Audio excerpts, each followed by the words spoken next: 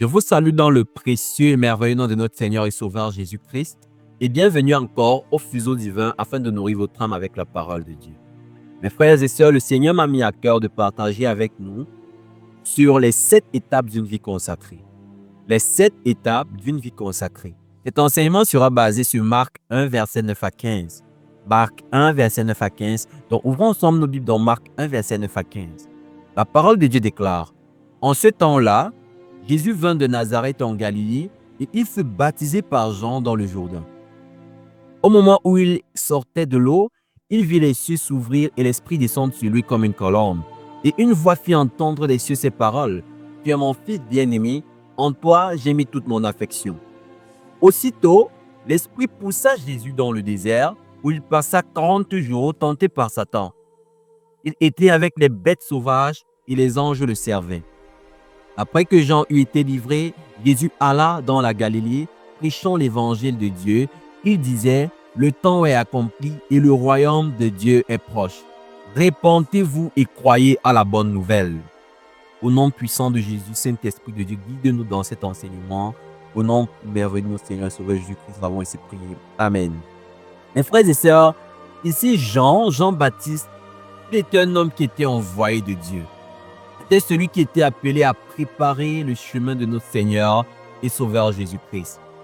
Mes frères et sœurs, tous les hommes qui sont envoyés de Christ, de Dieu, ils ont quelque chose en commun.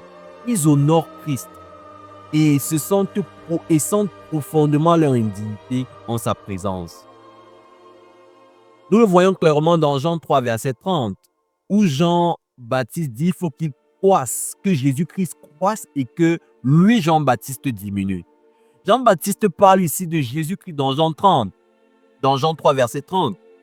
Il parle de Jésus-Christ, il reconnaît que son propre rôle doit s'effacer pour laisser toute la place à Jésus-Christ.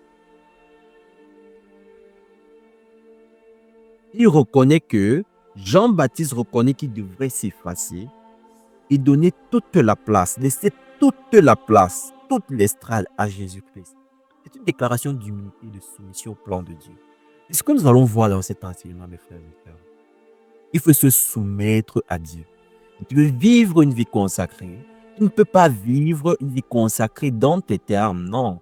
Tu dois vivre une vie consacrée dans les termes de Dieu.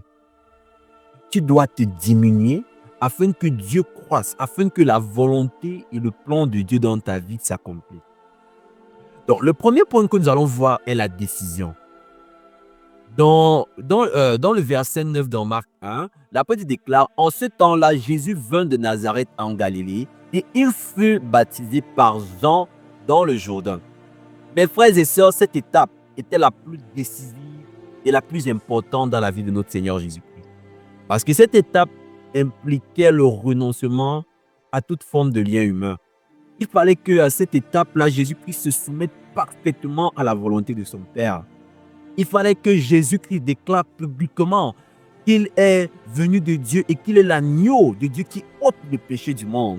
Il fallait, mes frères et sœurs, que Jésus-Christ entreprenne le voyage de Nazareth jusqu'au Jourdain. Parce que ce voyage était capital. C'était un voyage de destinée qui allait contribuer au commencement de son ministère. C'est écrit dans Marc 9. En ce temps-là, Jésus vint de Nazareth en Galilée et il fut baptisé dans le Jourdain.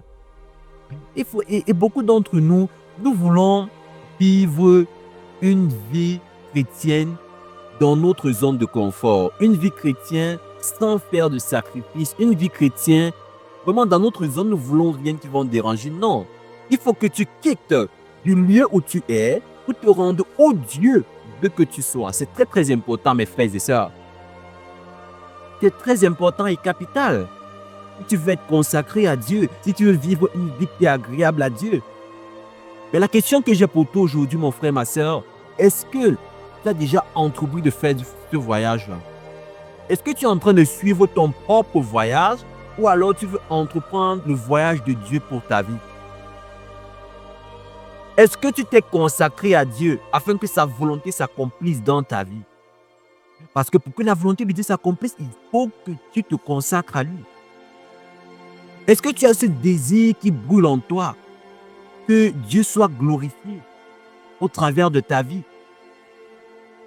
C'est important de te poser toutes ces questions. Alléluia. Cela m'amène au deuxième point, l'acceptation. L'acceptation au verset 10.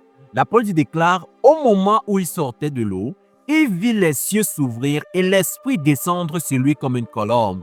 Ah, mon frère, ma soeur, quand Jésus-Christ s'est offert pour le sacrement du baptême, il a immédiatement accepté du Père ce que montrent les cieux ouverts. En tant que pécheurs, mes frères et sœurs, en tant que pécheurs, nous présentons à Dieu pour qu'il nous sauve. En tant que fils, nous présentons à Dieu pour le servir. Tu dois t'offrir à Dieu. Mes frères, ne dis pas que ma vie n'est pas digne. Non, si tu décides d'être soumis à Dieu, tu dérobes le fruit de la vie. Ne prétexte pas que ta vie n'est pas digne d'être offerte. Non, ta vie est digne d'être offerte. Pourquoi? Parce que ta vie a été rachetée à un grand prix. Ta vie a été rachetée au prix du sang précieux de l'agneau. Alléluia. Si tu veux que les cieux s'ouvrent sur toi, si tu veux que les cieux s'ouvrent sur toi, offre-toi toi-même à Dieu. La parole de Dieu déclare dans Romains 12, versets 1 et 2. Je vous exhorte donc, frères, par les compassions de Dieu, à offrir vos corps comme un sacrifice vivant, saint, agréable à Dieu. Ce qui sera pour vous un culte raisonnable. Le verset 2 dit, ne vous conformez pas au siècle présent, mais soyez transformés par le renouvellement de l'intelligence, afin que vous discerniez quelle est la volonté de Dieu, ce qui est bon, agréable et parfait. Si tu veux que les cieux s'ouvrent sur toi, offre-toi toi-même en sacrifice. Décide d'être consacré. Le monde n'a pas encore vu ce que Dieu peut faire avec des personnes comme toi et moi qui avons décidé d'entièrement souffrir à Dieu. Le monde t'attend. Alléluia. C'est très très capital, mon frère, ma soeur. Tu dois décider de le faire, de t'offrir volontairement à Dieu. Dieu ne va pas entrer dans ta vie comme un dérobeur, non. Non, le Seigneur va entrer dans ta vie. Il va s'assurer que sa volonté s'accomplisse si et seulement si tu décides de travailler avec lui pour l'accomplissement de ses desseins dans ta vie. Alléluia. Tout se fera avec ton accord. Amen. Très important. Et la troisième chose pour être consacré à Dieu, troisième étape pour être consacré à Dieu, c'est que tu dois être oint. Tu dois être oint. Au verset 10, l'apôtre déclare, au moment où il sortait de l'eau, il vit les cieux s'ouvrir et l'Esprit descendre sur lui comme une colombe. Et l'Esprit descendre sur lui comme une colombe. Ah, la sainte onction de Dieu pour le service, mes frères, descendra sur toi, descendra sur moi lorsque nous allons totalement nous consacrer à Dieu. L'onction de Dieu va véritablement descendre sur toi lorsque tu vas décider d'entièrement, pas partiellement, entièrement te consacrer à Dieu. Parce que c'est un besoin vital dans la vie d'un enfant de Dieu. C'est un besoin vital d'être baptisé, d'être rempli du Saint-Esprit. L'apôtre déclare dans Acte 1, verset 8. Mais vous recevrez une puissance, le Saint-Esprit survenant sur vous, et vous serez mes témoins à Jérusalem, dans toute la Judée, dans la Samarie et jusqu'aux extrémités de la terre. Il te faut la puissance du Saint-Esprit pour manifester Dieu. Alléluia. Jésus-Christ a eu besoin de cette puissance. L'apôtre déclare dans Acte 10, verset 38.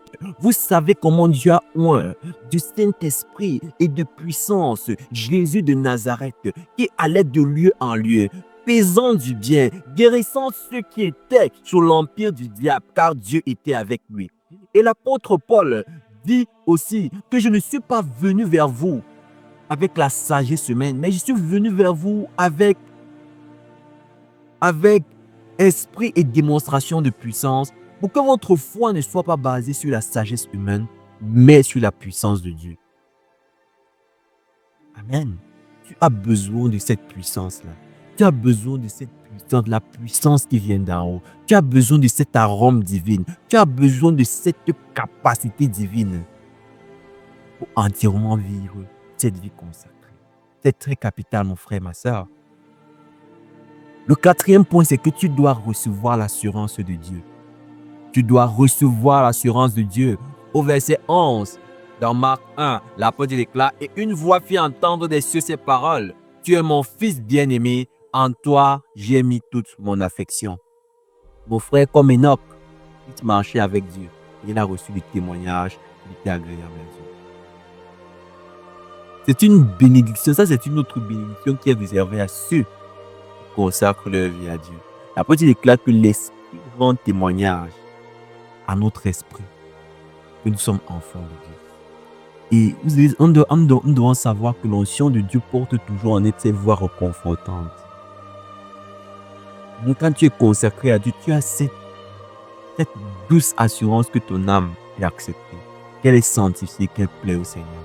Il faut absolument que tu l'aies. Si tu n'as pas la paix en toi, tu n'as pas la paix, ça c'est un signe majeur. Quand tu es consacré à Dieu, tu dois avoir la paix intérieure, la paix dans ton homme intérieur. C'est capital. Tu dois arriver à ce point où l'Esprit rend témoignage à ton esprit. L'Esprit de Dieu rend témoignage à ton esprit que oui, tu es un enfant de Dieu. Oui, tu es agréable à Dieu. Alléluia. Et le cinquième point que nous allons voir, c'est pour être consacré à Dieu, c'est que tu dois être poussé à poser des actions par le Saint-Esprit. Tu dois être poussé à poser des actions par le Saint-Esprit. Au verset 12, l'apôtre déclare, « Aussitôt l'Esprit poussa Jésus dans le désert. » Aussitôt l'Esprit poussa Jésus-Christ dans le désert. Ici, mes frères et sœurs, le mot pousser est très fort. Le mot pousser, il est très fort. Parce que quand tu es consacré à Dieu, le Saint-Esprit devient ta boussole. Il devient la boussole de ta vie. La direction du Saint-Esprit dans la vie d'un consacré est une impulsion inconsciente mais puissante. Je répète, la direction du Saint-Esprit dans la vie d'un homme, d'une femme consacrée est une impulsion inconsciente mais puissante. Pas le fruit de l'imagination, non. Ce n'est pas la télépathie, non. Mais c'est une direction claire et précise. C'est l'autorité gouvernementale de Dieu dans une âme. Alléluia. Tu dois laisser que le Saint-Esprit soit au règne de ta vie. Tu dois laisser que le Seigneur Jésus-Christ soit au volant de ta vie. Tu dois laisser que le Saint-Esprit, un peu comme le vent, comme le vent pousse le voilier, mes frères, le Saint-Esprit pousse l'âme. Il s'est abandonné dans l'océan de la volonté de Dieu. Comme le vent pousse le voilier, le Saint-Esprit pousse l'âme qui s'est abandonnée dans l'océan de la volonté de Dieu. Tu dois t'abandonner dans l'océan de la volonté de Dieu entièrement. Entièrement. Alléluia. Et le Saint-Esprit a quelque chose. Le Saint-Esprit offre deux choses majeures. Il offre la guidance et la direction. La guidance, le Saint-Esprit nous guide dans la vérité.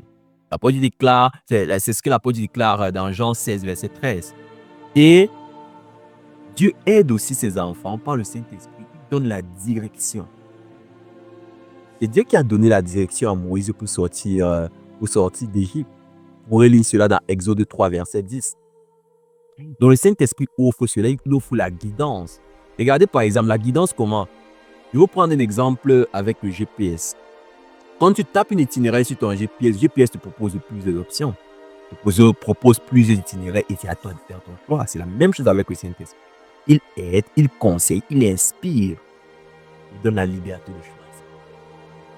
Comme je disais, le Seigneur ne pousse, non. Il aide, le Saint-Esprit aide, il conseille, il donne l'inspiration, il donne la direction, la liberté de choisir. Le Saint-Esprit aussi dirige. La guidance, elle est générale, mais le Saint-Esprit, dans la direction, il donne des instructions précises, des ordres clairs, des buts définis. Il te dit comment t'y prendre. Vous lisez vraiment Exode 3, verset 10. C'est Dieu qui a donné la direction pour que le peuple sorte d'Égypte. Alléluia. Mais j'ai une question pour toi, mon frère, ma soeur. Qui tient les règnes de ta vie? Est-ce que ta vie est conduite par le Saint-Esprit ou c'est l'Esprit qui agit dans les fils de la rébellion qui œuvre en toi? Est-ce que c'est le Saint-Esprit qui dirige ta vie, qui tient les rênes de ta vie, qui est au volant de ta vie? Est-ce que c'est le Saint-Esprit qui est au volant de ta vie ou c'est un autre esprit, une autre divinité qui dirige ta vie? C'est important que tu saches qui est au volant de ta vie. Le 6e point que nous allons voir est l'épreuve. Nous sommes en train de parler des 7 étapes d'une vie consacrée. L'épreuve. Beaucoup d'enfants de Dieu n'aiment pas l'épreuve, mais l'épreuve fait partie intégrale de la vie d'un enfant de Dieu. Ça fait partie du processus de Dieu, l'épreuve. L'épreuve dans la vie d'un enfant de Dieu est là pour le parfaire. Ouvrons nos Bibles, continuons toujours dans notre lecture, lecture de base dans Marc 1, verset 13. La Bible dit: aussitôt l'Esprit poussa Jésus-Christ dans le désert, où il passa 40 jours, tenté par Satan. Il était avec les bêtes sauvages et les anges le servaient. Il était avec les bêtes sauvages et quoi? Et les anges le servaient.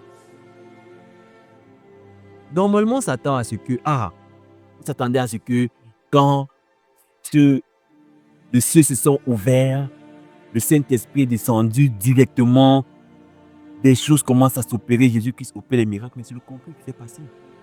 Lorsque les cieux se sont ouverts, lorsque le Saint-Esprit est descendu directement, Jésus-Christ a été poussé dans le désert. Il a été poussé dans le désert pour être éprouvé.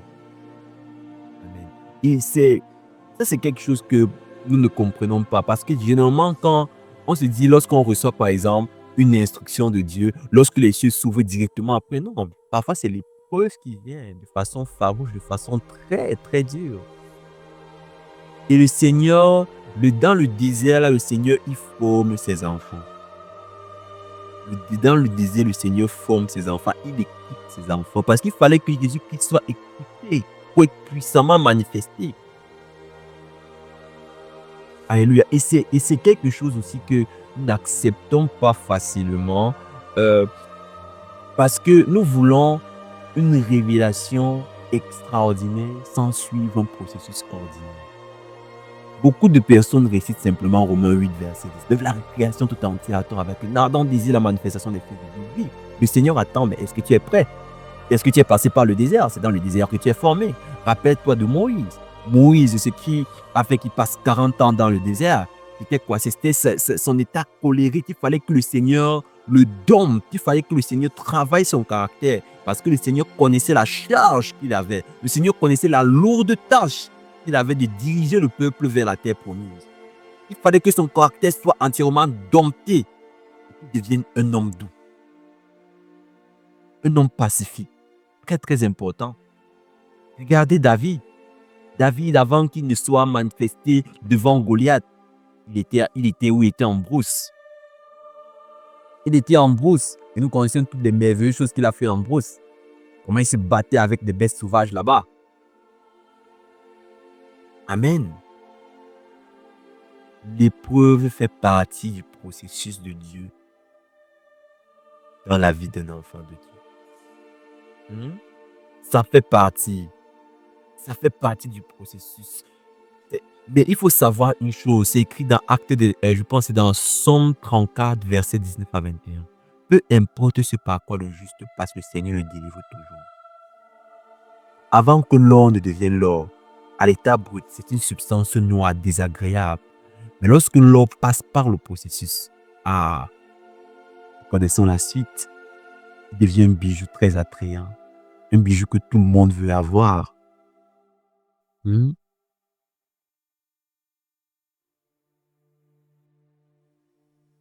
Et ne pensons pas que l'épreuve, quand nous passons par l'épreuve, ça veut dire que Dieu ne nous aime pas, non. Parce que Dieu te laisse passer par l'épreuve à dessein. Il te laisse passer par l'épreuve pour te former. Il te laisse passer par l'épreuve pour te former. Et il faut savoir que celui qui est en toi est plus fort que celui qui est dans le monde.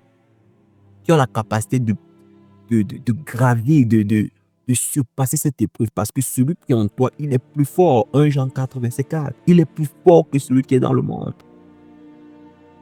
C'est capital, mon frère, ma soeur. C'est capital, mon frère, ma soeur. C'est important.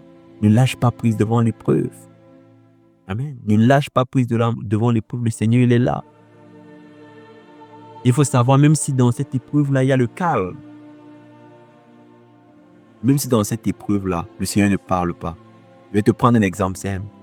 Lorsqu'un professeur, je pense que la majorité d'entre nous avons fait les études élémentaires, lorsqu'un professeur évalue ses étudiants pendant les examens, est-ce qu'il parle? Il observe. Il ne dit rien.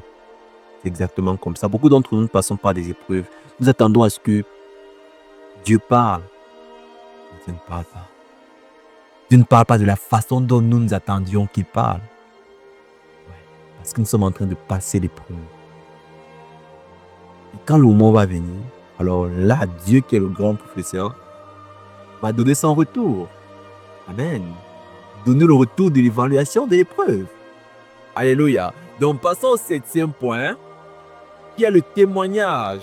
Le témoignage, la Bible dit qu'après que Jean eut été livré, Jésus alla dans la Galilée prêchant l'évangile de Dieu.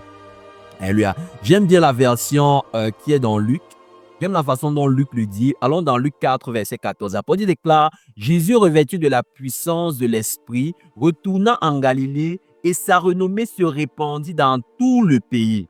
Ah, mes frères et sœurs, regardez ce qui s'est passé lorsque tu es tout consacré à Dieu. Lorsque tu décides de suivre le processus de Dieu. Le processus de Dieu n'est pas toujours comme ce que les hommes voient. Non, les hommes peuvent voir les choses d'une certaine façon, mais Dieu voit les choses d'une autre façon. Lorsque Jésus-Christ a fini de suivre le processus de Dieu, il veut dire que quoi? Lorsqu'il est sorti, il a fini de jeûner 40 jours dans le désert. Lui, le diable est venu, il est passé par les épreuves. Mais qu'est-ce qui s'est passé après? Sa renommée s'est répandue. Sa renommée s'est répandue. Pourquoi? Parce qu'il avait décidé initialement de se soumettre à la volonté de son Père, de se soumettre au plan, au canevas que son Père avait préétabli. Jésus-Christ est sorti victorieux du combat, mes frères et sœurs, grâce à l'onction du Saint-Esprit. Il a commencé à prêcher le royaume de Dieu. Et il faut savoir que si tu as reçu le baptême du Saint-Esprit, c'est pour devenir un témoin de Jésus-Christ dans les nations. Si tu as reçu le Saint-Esprit de Dieu, cette puissance-là, c'est pour être un témoin. L'apôtre déclare, car je n'ai pas honte de l'évangile, c'est la puissance de Dieu pour le salut de quiconque croit. Tu lui communément plus du vrai. L'évangile porte la puissance de Dieu. Alléluia. Voilà ce que le Seigneur Jésus-Christ a mis dans mon cœur pour partager avec vous, mes frères et sœurs. Que le Seigneur Jésus-Christ te bénisse abondamment. Donc, toi qui m'écoutes, je ne sais pas si tu as déjà pris cette décision dans ton cœur d'accepter Jésus-Christ dans ta vie, de faire du Seigneur Jésus-Christ le sauveur de ta vie. C'est une décision capitale, c'est une décision importante. Je ne sais pas si tu as déjà pris cette décision dans ton cœur d'accepter Jésus-Christ dans ta vie. Il est là, il est la seule personne par laquelle tu dois passer pour avoir la vie éternelle. Il n'y a pas un autre médiateur. C'est lui le seul médiateur par lequel tu peux être sauvé. C'est par Jésus-Christ, mon frère, ma soeur. Il a versé son sang afin que toi et moi soyons justifiés. Il a versé son sang afin que toi et moi soyons purifiés. Voici, je me tiens à la porte et je frappe. Si quelqu'un entend ma voix, j'entrerai. Je souperai avec lui. Et lui avec moi. Le Seigneur va entrer dans ta vie si tu lui donnes la permission. Si tu as pris cette décision dans ton cœur, de soumettre entièrement ta vie au Seigneur Jésus, répète cette prière après moi. Seigneur Jésus, je te remercie de m'accepter tel que je suis. Je te prie de me purifier, je te prie de me justifier avec ton sang précieux. Que ton sang efface tous mes péchés au nom de Jésus. Que ton sang me justifie, que ton sang m'affranchisse de la loi du péché et de la mort. Décide aujourd'hui, Père, de me soumettre à ta volonté. Je décide aujourd'hui de suivre tes voies. Décide aujourd'hui de t'être agréable. Décide aujourd'hui de me soumettre à tes prescriptions. Aide-moi, Seigneur, à le faire. Aide-moi par ton esprit à suivre tes préceptes au nom puissant de Jésus-Christ. Père, dompte ma chair par ton esprit. Que le feu du Saint-Esprit brûle en moi. Que le souffle du Saint-Esprit ravive ma flamme au nom puissant de Jésus. Merci encore, Seigneur, de m'accepter dans ton royaume. Au nom puissant de Jésus-Christ. Amen. Amen. Bienvenue à la maison, mon frère, ma soeur. Tu viens de prendre la meilleure décision de ta vie.